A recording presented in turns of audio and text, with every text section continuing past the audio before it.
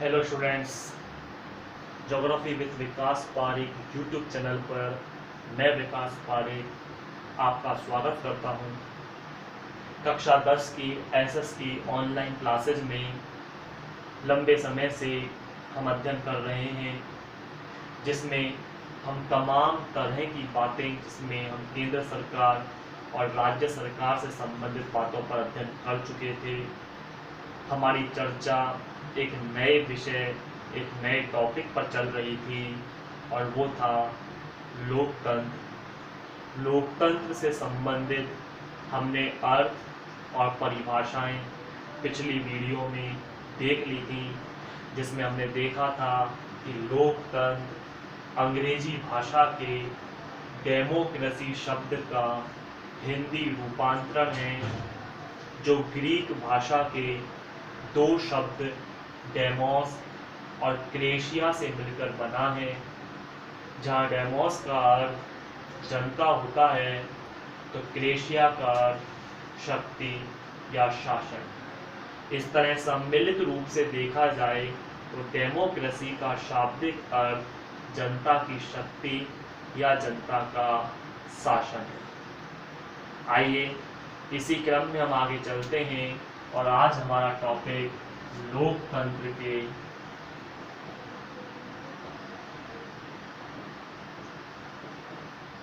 प्रकार। लोकतंत्र सामान्यतः दो प्रकार का होता है, एक प्रत्यक्ष लोकतंत्र और दूसरा अप्रत्यक्ष लोकतंत्र। प्रकार चाहे कोई सा भी रहे, लेकिन ध्यान रखने योग्य बात इतनी सी है कि अंतिम शक्ति जो निहित होती है वो स्वयं जनता में निहित होती है। अंतिम शक्ति चाहे प्रत्यक्ष लोकतंत्र हो या अप्रत्यक्ष लोकतंत्र हो। ध्यान दीजिए, प्रत्यक्ष लोकतंत्र की बात क्या करें, समझिए। जब बदलाव चाहने वाले लोग, अभी हम परिभाषा अर्थ कुछ नहीं देख रहे, अभी समझिए खाली चीज को, कि जब बदलाव चाहने वाले लोग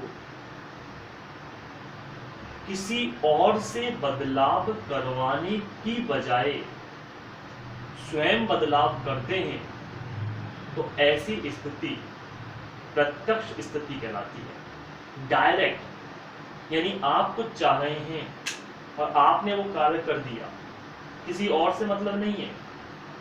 कैसे?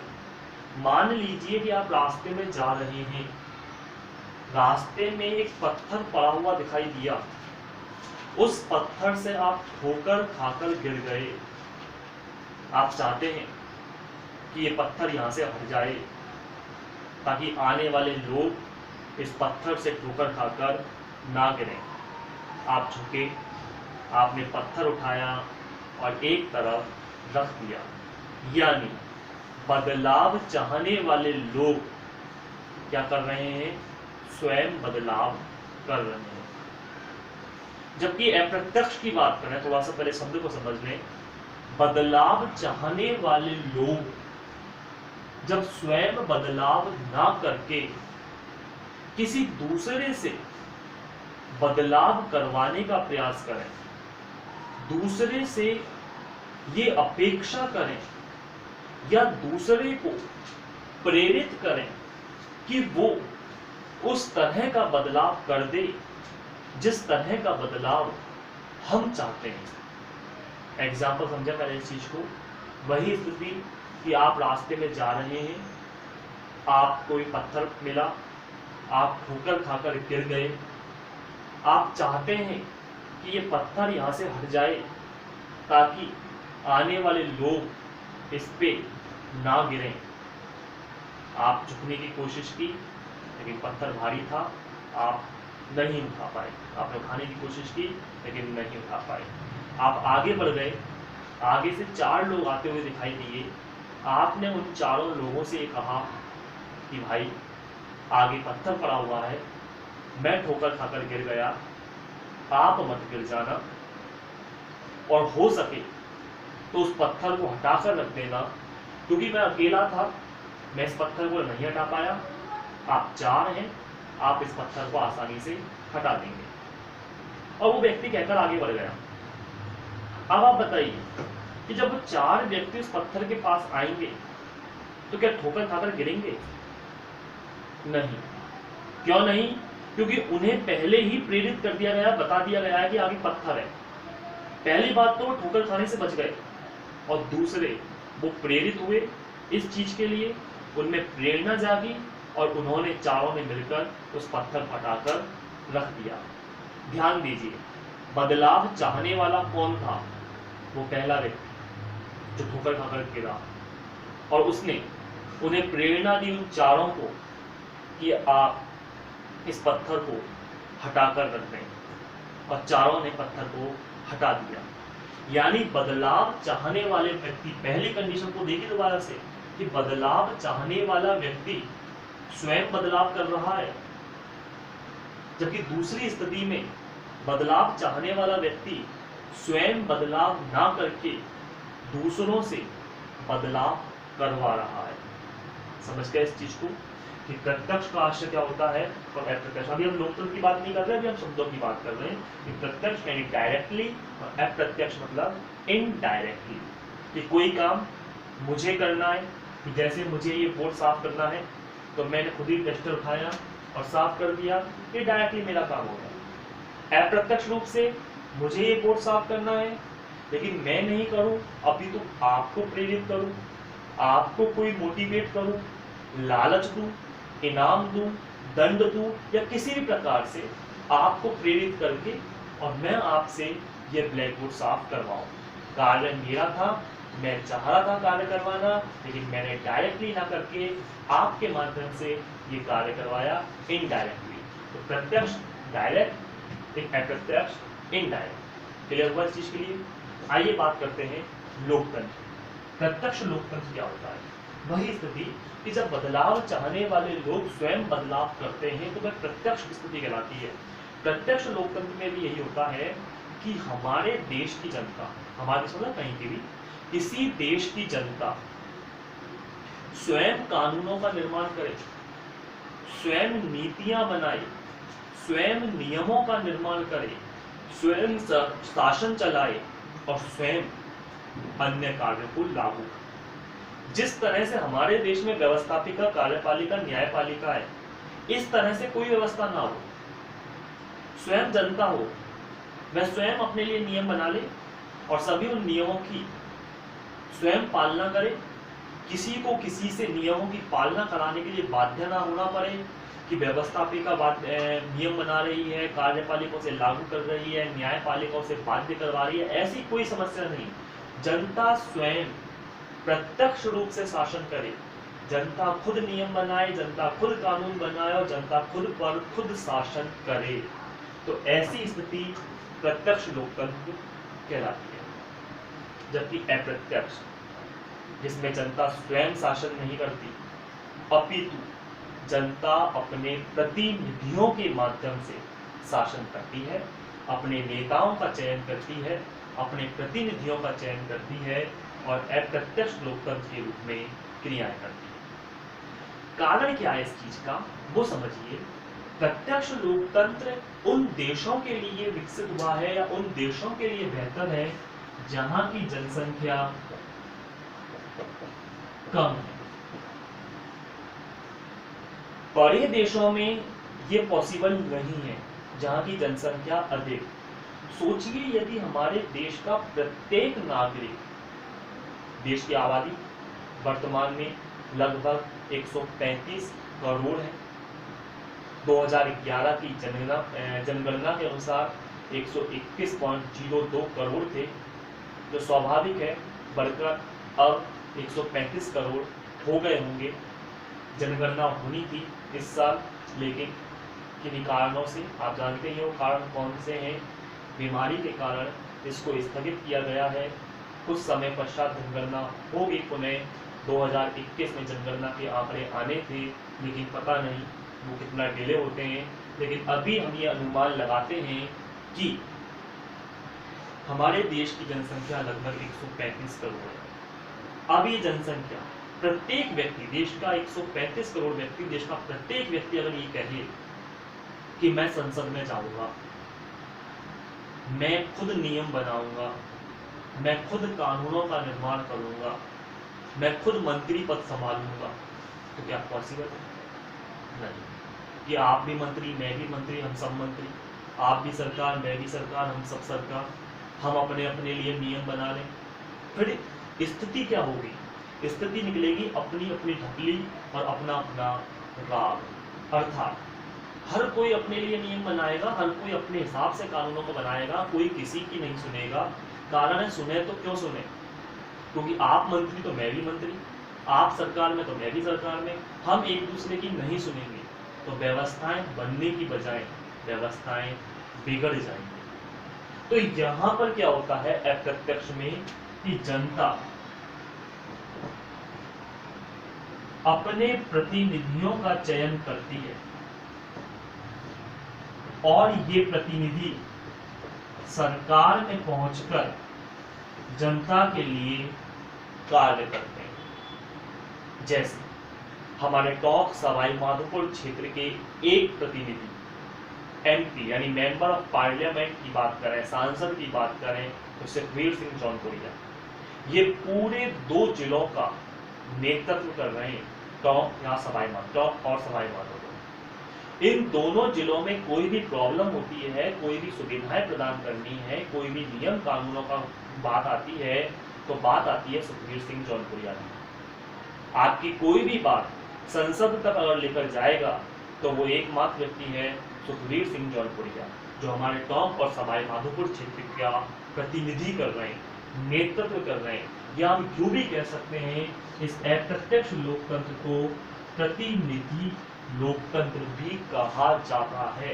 रिप्रेजेंटेटिव, रिप्रेजेंट करना, उनका प्रदर्शन करना, उनका नेतृत्व करना, उनका प्रतिनिधि करना।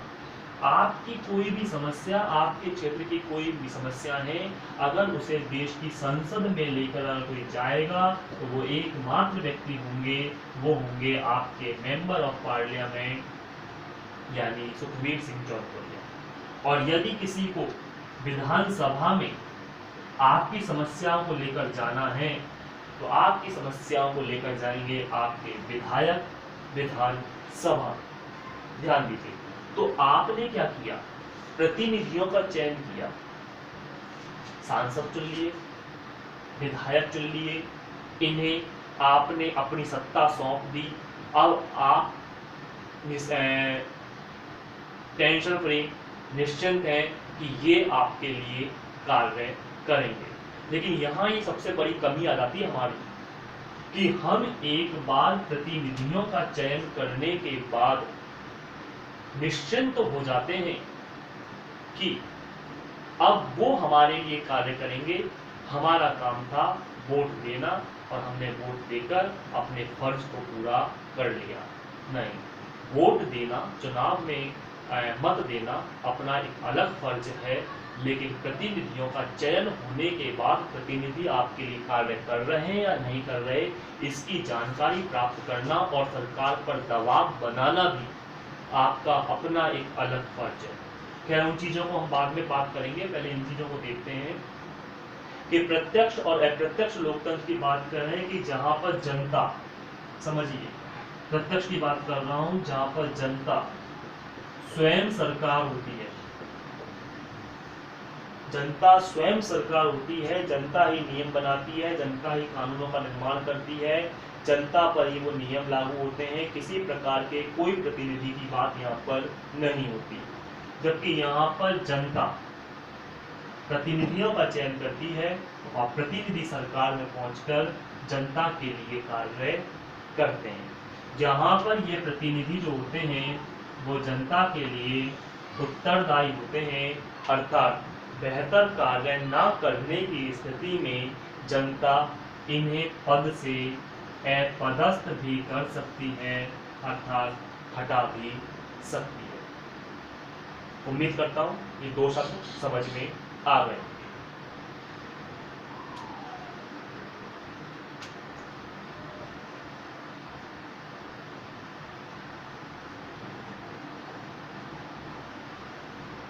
आइए चर्चा करते हैं आगे। प्रत्यक्ष लोकतंत्र स्विट्जरलैंड में पाया जाता है। विश्व का एकमात्र देश जहां पर स्विट्जरलैंड के अंतर्गत प्रत्यक्ष लोकतंत्र पाया जाता है, और स्विट्जरलैंड के भी 5 प्रांतों में, स्विट्जरलैंड के 5 प्रांतों के अंतर्गत प्रत्यक्ष लोकतंत्र पाया जाता है। ये प्रश्न अभी 2020 के कक्षा 10 के बोर्ड के पेपर में आया था कि वर्तमान में किस देश के अंतर्गत प्रत्यक्ष लोकतंत्र पाया जाता है। तो देखिए कहां से 1 नंबर का प्रश्न कैसे पुटअप हुआ है। अगर आप इन चीजों को बेहतर तरीके से पढ़ते हैं तो आगामी बोर्ड परीक्षा में आप भी बेहतर परफॉर्मेंस दे सकते हैं। बेहतर पेपर की बात कर रहे हैं, बेहतर पेपर आया था इस बार का, काफी अच्छे क्वेश्चन रहे, स्टूडेंट काफी संतुष्ट हैं, और मैं समझता हूँ कि काफी स्टूडेंट्स के बेहतर मार्क्स प्राप्त हो सकते हैं। तो आप भी बेहतर तैयारी करें ताकि आगामी परीक्षाओं में आप भी ये मुकाम हासिल कर पाएं। खैर छोड़िए इन चीजों को। प्रत्यक्ष लोकतंत्र वर्तमान में स्विट्जरलैंड के 5 प्रांतों में स्थित है। इसके अलावा अप्रत्यक्ष लोकतंत्र विश्व के तमाम उन देशों में मौजूद है जहां पर लोकतांत्रिक व्यवस्था है, चाहे भारत हो, अमेरिका हो, ब्रिटेन हो, जहां भी लोकतांत्रिक व्यवस्था है वहां पर अप्रत्यक्ष लोकतंत्र ही है। जनता अपने प्रतिनिधियों का चयन करती है और ये प्रतिनिधि के द्वारा सरकार का चयन किया जाता है, शासन के लिए नियम बनाए जाते हैं और जनता के हित या अहित जो भी कार्य कर रहे हैं उनके तहत कार्य किए जाते हैं।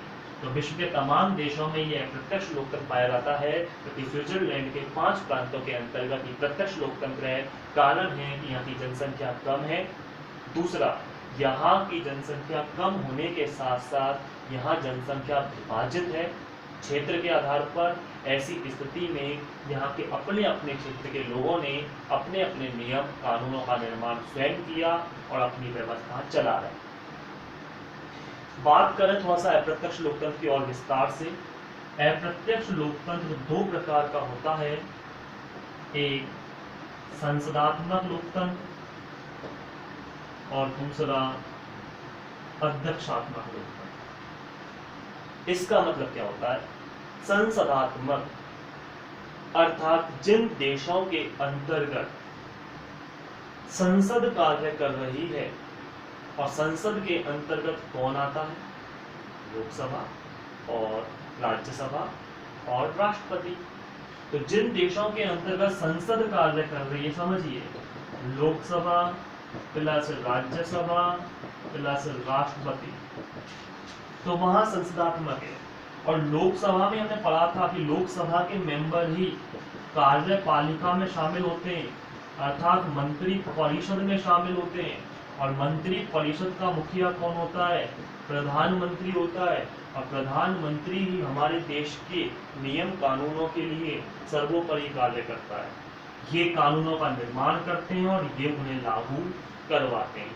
तो हमारे देश की व्यवस्था की यदि हम बात करें तो हमारे देश में संसदात्मक व्यवस्था पाई जाती है, जहां पर राष्ट्रपति को कोई अधिकार नहीं होते। राष्ट्रपति को कोई अधिकार नहीं होते। यहाँ पर कार्य जो करती है संसद करती है। ये राष्ट्र का अध्यक्ष है, राष्ट्र सर्वे सर्वा, लेकिन इसके पास अधिकार ना होकर इनके पास है। और जिन देशों में राष्ट्रपति को अधिकार होते हैं वो व्यवस्था कौन सी होती है? अध्यक्षात्मक। जैसे अमेरिका का राष्ट्रपति, ये सुनने में आता है, अमेरिका का राष्ट्रपति, कभी अमेरिका का प्रधानमंत्री नहीं, जबकि भारत का प्रधानमंत्री।